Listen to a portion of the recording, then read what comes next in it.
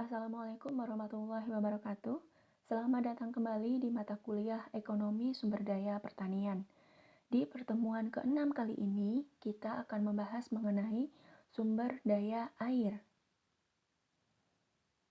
Pentingnya air bagi kehidupan. Air merupakan zat yang paling esensial dibutuhkan dalam setiap aspek kehidupan, dan kita semua tidak dapat hidup tanpa air. Karena pentingnya air dalam kehidupan di bumi ini, maka diamanatkan kepada manusia untuk menjaga air dan sumber-sumber air dari segala bentuk perbuatan yang menimbulkan kerusakan. Air dan kehidupan.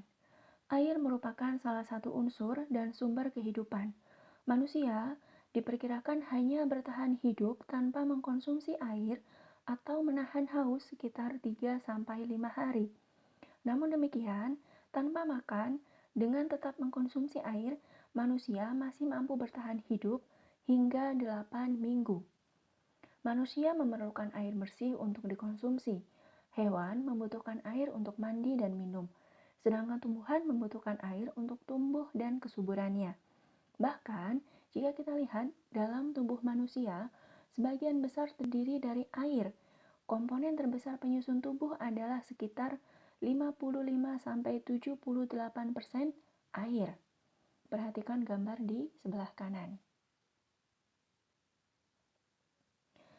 Manfaat air. Air itu dimanfaatkan untuk apa saja? Yang pertama, air minum. Yang kedua, air rumah tangga. Yang ketiga adalah air domestik. Yang keempat, air industri. Yang kelima, air untuk perkotaan. Yang keenam, irigasi pertanian. Yang ketujuh, pembangkit energi. Kedelapan adalah untuk perikanan. Selanjutnya untuk rekreasi maupun untuk olahraga. Banyak sekali manfaat air. Itulah kenapa manusia diamanatkan untuk bisa menjaga air agar terhindar dari kerusakannya. Permasalahan keberadaan air. Permasalahan berkaitan dengan air dan sumber daya air yang timbul pada umumnya disebabkan oleh 3 faktor kondisi keberadaannya. Yang pertama, dari segi kuantitas.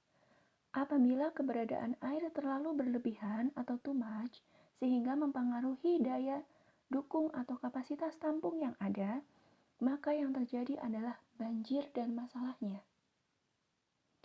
Kemudian yang kedua, bila keberadaan air terlalu sedikit atau sangat kurang dari batas minimum keberadaannya atau keandalannya, atau kita menyebutnya sebagai too little, maka yang terjadi adalah masalah kekeringan.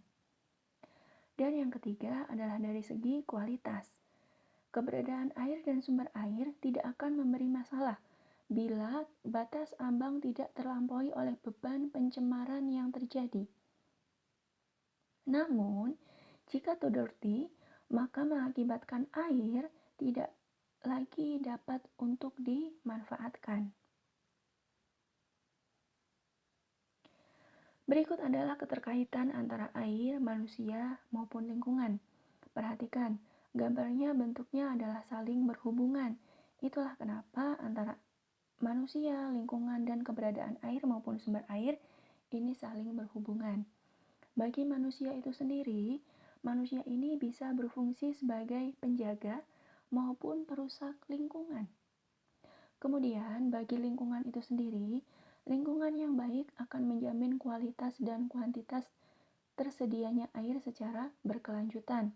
Demikian pula sebaliknya. Kemudian dari sisi air maupun sumber daya air itu sendiri, air memberikan manfaat, tetapi juga dapat menyebabkan bencana bagi manusia.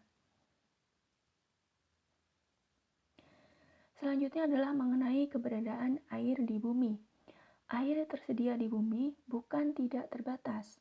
Keberadaan air ini menurut dengan ruang, waktu, jumlah, dan mutu. Air tersedia menurut hukum alam mengikuti siklus hidrologi. Jumlah air yang ada di bumi totalnya kurang lebih 1,4 miliar kilometer kubik. Air tawar hanya kurang lebih 2,5% saja dari total air yang ada di bumi. Dari jumlah itu, 68,7% air tawar berupa es di kutub, 30,1% berupa air tanah, dan hanya 1,2% berupa air permukaan. Oke, dari gambaran ini kita bisa lihat bahwa air itu terbatas tapi tidak terbatas, begitu. Berikut adalah distribusi jumlah air di bumi. Yang tadi sudah saya katakan, ini adalah gambarnya. Bisa kalian lihat, hanya sedikit saja yang benar-benar bisa kita manfaatkan. Yang lainnya, sesuatu yang memang dibutuhkan oleh alam dan lingkungan. Berikutnya adalah siklus hidrologi. Siklus hidrologi atau daur hidrologi merupakan tahapan-tahapan yang dilalui air dari atmosfer menguap dari tanah atau laut. Kemudian ada kondensasi untuk membentuk awan, presipitasi, akumulasi di dalam tanah, maupun tubuh air dan menguap kembali. Berikut adalah gambaran dari siklus air atau hidrologi air. Siklus air ini digerakkan oleh energi matahari, energi cahaya matahari yang menguapkan air dari permukaan laut dan tanah yang disebut dengan evaporasi. Uap air bergerak naik di atmosfer, suhu udara lebih rendah sehingga uap air berubah kembali menjadi titik-titik air. Hal ini disebut sebagai kondensasi. Air yang terkondensasi membentuk awan. Air jatuh dari awan sebagai hujan ke bumi dan melengkapi siklus air. Jumlah air di permukaan bumi tetap sama, sebab air mengalami siklus. Jadi dapat dikatakan bahwa air merupakan sumber daya alam yang dapat diperbaharui. Air yang jatuh di bumi itu dimanfaatkan atau membentuk beberapa hal. Yang pertama, menguap kembali menjadi atmosfer atau menguap kembali ke atmosfer, itu prosesnya dinamakan sebagai evaporasi. Kemudian membentuk kolam, danau, sungai. Kemudian ada aquifer, runoff, kemudian salju di pegunungan, selanjutnya mencair dan meresap ke dalam tanah dan terjerat di kutub es atau sungai es.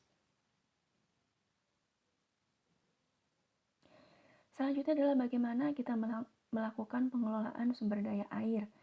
Upayanya ada beberapa. Yang pertama, ada perencanaan, ada pelaksanaan, pemantauan, dan pengevaluasian. Kemudian ada 3 tahap penyelenggaraannya. Yang pertama adalah konservasi sumber daya alam. Dilakukan dengan perlindungan dan pelestarian sumber daya alam atau sumber daya air itu sendiri, pengawetan air, pengelolaan kualitas air, dan pengendalian pencemaran air. Tujuannya untuk menjaga kelangsungan keberadaan daya dukung, daya tampung, dan fungsi sumber daya alam. Kemudian, yang kedua adalah penyelenggaraan pendayagunaan sumber daya alam. Dilakukan dengan penatagunaan, penyediaan, penggunaan, pengembangan, dan pengusahaan. Tujuannya untuk memanfaatkan sumber daya alam secara berkelanjutan dengan mengutamakan pemenuhan kebutuhan pokok kehidupan masyarakat secara adil.